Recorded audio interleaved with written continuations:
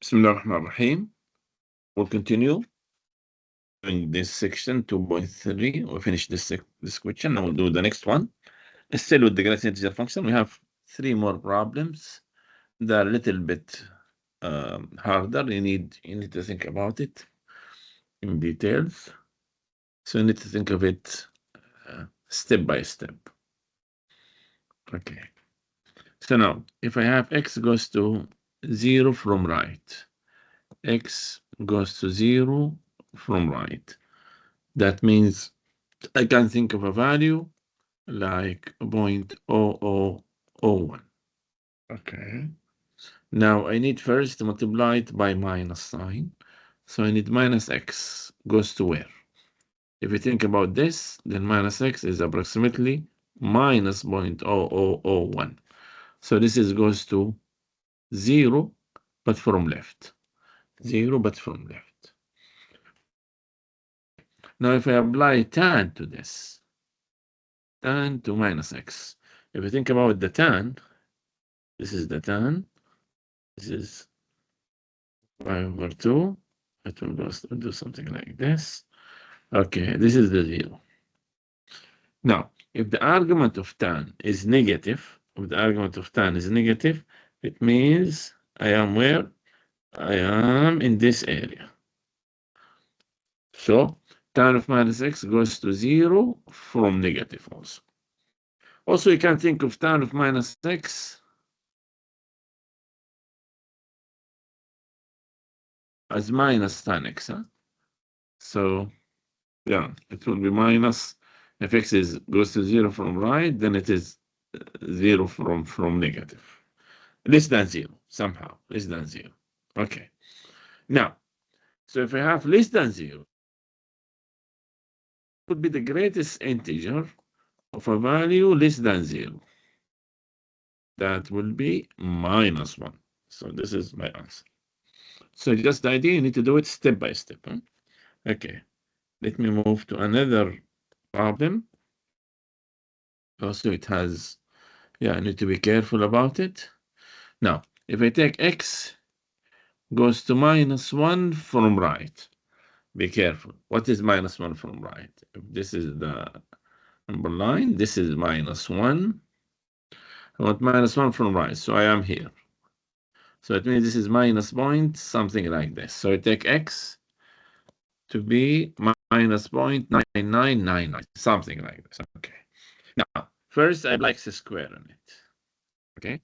So what will happen to x squared? X squared, if I have a value minus 0.999, then my answer will be 1, but less than 1, something less than 1. If you apply point square of 0.9 minus 0.99, you will get 0.9 something. Huh? So it's a plus 1. It's a plus value, but it's less than 1. So say 1 from left. So it's a value less than 1. It's a value less than 1. Okay. Either I can do minus or I can do right away 2 minus x squared. So if I'm applying 2 minus a number less than 1. 2 minus 0.9, if you think about it. Either you can apply the minus, then apply the 2, or you can do it at once. 2 minus 0.9, it will be what? 1.1 something. So this is 1 plus to the right of 1. This is 1 to the right of 1, somehow. Okay, now we need to be careful. Now, if I want 1 over 2 minus x squared, note that this value is greater than 1. It's 1 plus. So I have 1 over a value greater than 1. 1 over a value greater than 1. So, and I want to do the greatest integer. Let me do it at one step. And I want to do the greatest integer of this. Or you can do it in steps, who cares? 1 over a great value, greater than 1 a little bit, So this will be something between 1 and 0. And what is the greatest integer of this? Between 1 and 0, regardless what is it, that will be 0. So this is my answer. Yeah. Yeah, you can think of it, yeah, in this way. Okay. Now let me do this one. If x equals greatest integer n minus x minus greatest integer x plus 1, and he wants this. Let me do it step by step. Let me take it in more details. Let me take this g of x, take this h of x. So I want to do the limit. You can do it at one step, but let me do it in two steps. N plus 1 of g of x, limit x goes to n minus 1 of g of x. I want to see that will be equal to what? For any n, limit x goes to n plus of h of x, and limit x goes to n from left of h of x. Yeah. By the way, if we look at the questions, all answers, we don't have n. So that means what? If you can put n any number, you should get the same answer. So n will not affect the answer. N will not affect the answer. So if we take any integer, you should get the same answer. But let us do it in general for any n. Okay, now this one, x goes to n from right for this greatest integer of n minus x. Okay, n plus, it's more than n, and they have n minus x. So let me discuss it here. If n goes to n from right, n minus x will go to where? I want to subtract n from a value more than n. More than n a little bit. So what will be my answer? My answer will be a value around 0, but it's a negative value. So it will be 0, negative. It will be 0. Look, I subtract n from a value more than n a little bit. So what I will get? Minus this a little bit. So it means 0 from left. So what will be the greatest integer of this? That will be, so the greatest integer of n minus x is 0 from negative. That will be minus 1. So the answer here is minus 1. Okay. Now, if I took it from left, the same thing. Huh? Limit x goes to n from left. But that, if you think about it, now, if x goes to n from left, what will happen? N minus x. So n minus a value less than n a little bit. So it will be 0, but it will be a positive value because n is greater than this x. Here, n is less than this x. So I'm taking an n plus. Here, I'm taking an n minus. So I'm having 0 plus. So what is the greatest integer of 0 plus? It will be 0. So that will be 0. Okay. Now let me do n from right for this one. This is easy one. Because now if x goes to n from right, what will be x plus 1? It will be n plus from right. So the greatest integer of x plus 1 will be equal n plus 1.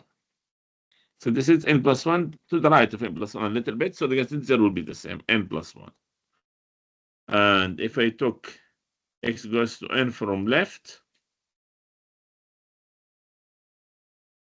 I have x plus 1.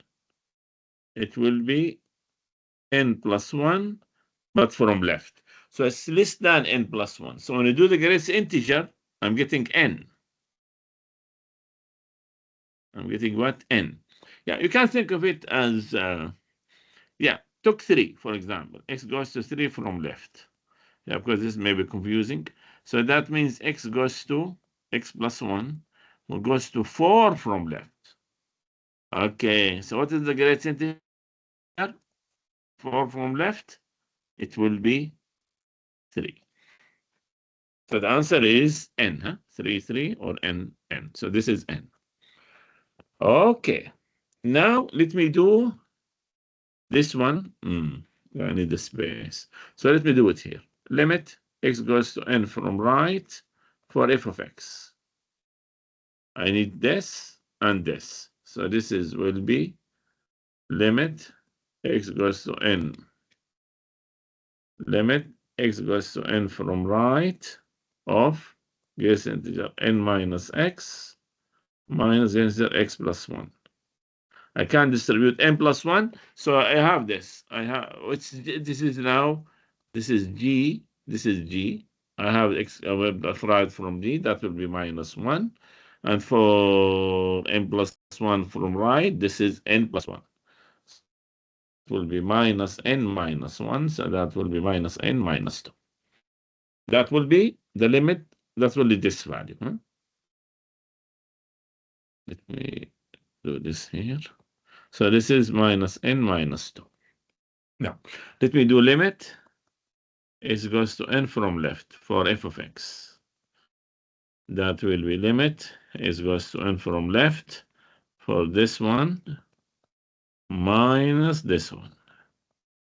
Okay. Now, what is the n minus n plus x as in goes n minus x as in as x goes to n from left? It will be 0. That will be 0. X plus 1, that will be n. So 0 minus n. So it will be the answer minus n. So this one, give me what? Minus minus n. The minus sign is here, but the limit goes to minus n. So it will be my answer minus n. Minus 2 plus n, which is minus 2. So my answer is minus 2. That's a little bit confusing, but you need to do it step by step. It's not that difficult. Okay. Let me go to the last topic in this section, which is the squeeze theorem. What is the squeeze theorem? Very simple. If you have a function squeezed between two functions, h of x and g of x, where everything is defined except at c, like what usually when you deal with the limit. Huh? So if the limit of h of x as x goes to c, it goes to L. Goes to L, and limit of g of x goes to the same L as it goes to C. This one goes to where? For sure, this one will goes to L by the squeeze theorem. That's the main idea. So let me do it. Let me write it here. Maybe since I have a space. This is between these two functions. I squeeze it between these two functions. I need to find the limit of this. But what I know this goes to L as it goes to C. And this is goes to L as it goes to C. So this one, in the squeezed one, it will go to where? For sure it will go to L by the squeeze theorem. Yeah. Usually we do it with sine, cosine, since these I can bound it. Also, if you think about tan inverse, you can do the same. So let me do this. Sine 1 over x. This is between minus 1 and 1. I know that. The sine function always between minus 1 and 1. That's the same thing for the cosine function. Okay, now I need the limit of this expression. So I need to make it in the middle. So what I will do to make it in the middle, I need to multiply by x squared. Minus x squared less than x squared. Sine 1 over x less than x squared. Okay, now you can call this one h of x. My f of x is this one. But I need to find the limit of this. And I call this g of x. Yeah, I'm doing this in details. The next one I will do it. Yeah. Okay. So what will be the limit as x goes to 0 of h of x? It will be the limit as goes to 0 of minus. Yeah. It goes to minus x squared. And that is what? 0. So what is the limit of g of x as it goes to 0? It will be the limit is goes to 0 of x squared, which is 0. So this one go to 0, this goes to 0, and this one goes to 0. Okay, so squeeze theorem will tell me this one goes to what? To 0. So my answer is 0. Okay, so that means the limit of x squared sine 1 over x as this goes to 0 is equal to 0, the one in the middle. Yeah, you can apply it for the same idea, yeah, for different functions. Okay, so sine pi over x, the same idea, huh? Sine pi over x is between -1 and 1. Multiply by this expression, which is always positive, minus square root x cubed plus x squared less than x squared. X cubed plus x squared sine pi over x less than square root x cubed plus x squared. Okay, now we'll apply the squeeze theorem. Now, as x goes to 0, this is goes to where? 0. And this one is 0. So for sure, the one in the middle will go to where? To 0. So this limit will be equal to 0. Now, sometimes he will give you the relation. He'll give you a function between these two functions. And you want to check the limit as this goes to -1. So as x goes to -1, this one goes to where? -1. Just a constant. So it will go to 1. Okay, here. If we substitute -1, since this is just a polynomial, huh? You can substitute. You have 1 minus 2 plus 2. So your answer is 1. So what will happen to 1 in the middle? For sure it will go to 1. So this limit equals to, prove this equals 0. Okay, now it's a little bit complicated, but not that difficult. Sine pi over x is between -1 and 1. Now I need to do my calculation to reach this one.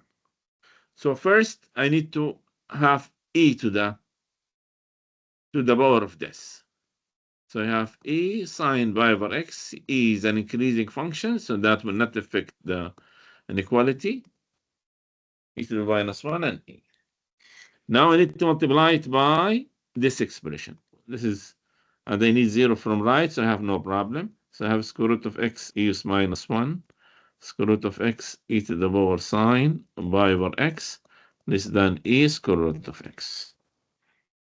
So I squeeze my function between these two functions. Okay, now as x goes to 0 from right, this goes where?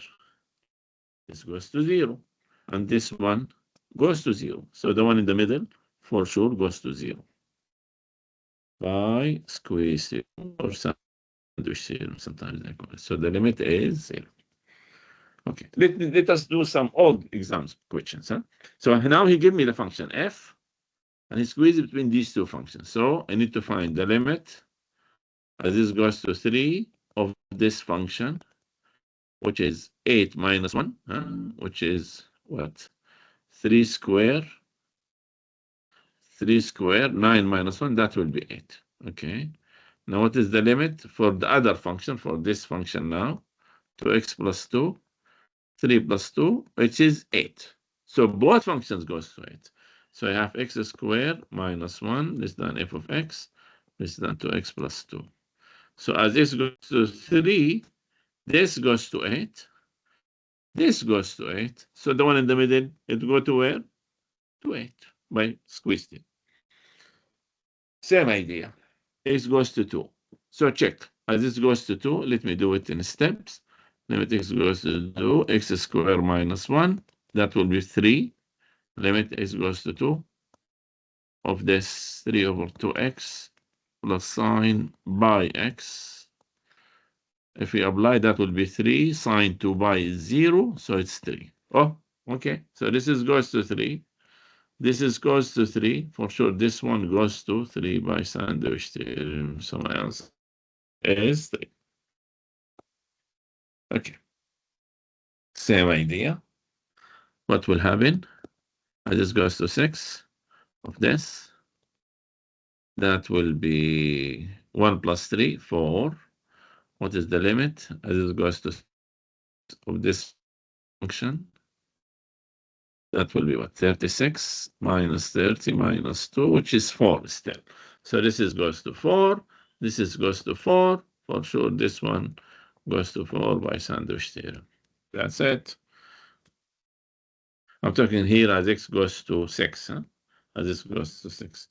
And there, I'm talking about as x goes to 2, huh? As goes to 2. Yeah, I think it's very clear, but just to make it more clear. Okay, now what will happen here? Now I need to check this. Limit as this goes to 3 of this function.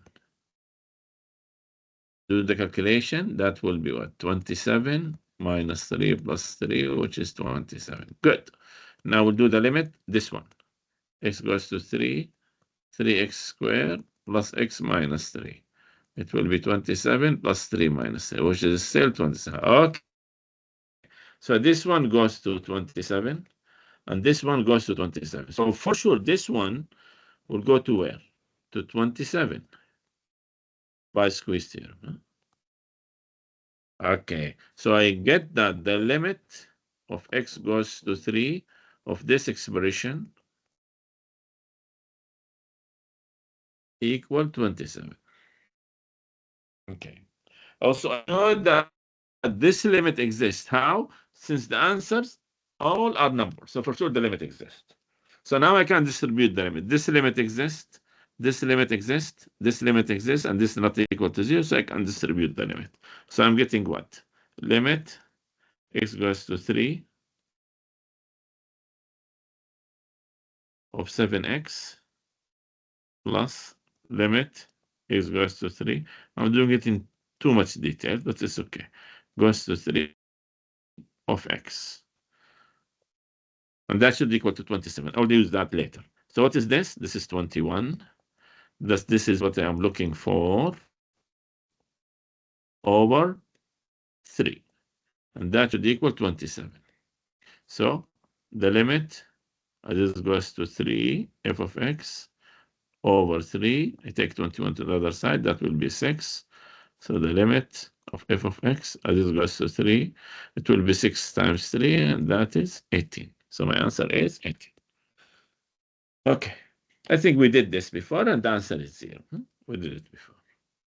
Well, cosine 1 over x or sine 1 over x, the same idea. Huh? Since the cosine over x is between minus 1, 1, minus x squared. So this is goes to 0. And this is goes to 0. So this one goes to 0 by sandwich theorem. This one. If you look at this one, this is what? Limit x goes to 1. This is what? This is x minus 1 all square cosine 1 over x minus 1. Yeah, by the way, your first step, we know that there's a problem here, huh? Because this is goes to, I have over 0, huh? And the same thing here. If we apply x goes to 1, I have cosine 1 over 0. So I have a problem there. You cannot, yeah, you need to think about it. Okay, so we'll do the same thing. Cosine 1 over x minus 1. This is between minus 1 and 1. Since cosine of anything is between minus 1 and 1 always. Multiply by x minus 1 square. Cosine 1 over x minus 1. And this is x minus 1 square. Now, as x goes to 1, this goes to 0. This one goes to 0. So for sure, down in the middle, go to 0 by sandwich theorem. So the answer is 0. Yeah. Find the value of this limit if it exists. Yeah. You can think of it this way. Now I take this and just say add a number to it. Yeah, x goes to infinity, you can do the same idea. Actually, this is we deal with in 4.5, but I think the idea is very simple. So sine x, I can do it here. Minus 1 and 1. So I have e sine x between e minus 1 and e. Now multiply by 1 over x plus 2, which is positive since x goes to infinity. So I have e minus 1 over x plus 2 less than 1 over x plus 2 e to the power n x e over x plus 2. This is just a number, huh? E minus 1 is just a number. Now, if you think about it, as this goes to infinity, this you have a number over infinity. So that will be 0. This is a number over infinity, that will be 0. So one in the middle should go to 0. So this is goes to 0. I add 2c plus that, so it will be 2c plus 0 equal 2c. Or you can put 2c in both sides, so this part will go to 2c and the other part goes to 2c if you add 2c to it. I think we did this, and it's equal 0. Yeah, we did this. We did it. So this is 0. Yeah. So I think I will stop here. It was not a long video, but I think it's okay. So we did some small problems, 3 problems about the great integer, more a little bit not that easy, and then we talk about the squeeze theorem. Okay, so I'll stop the recording.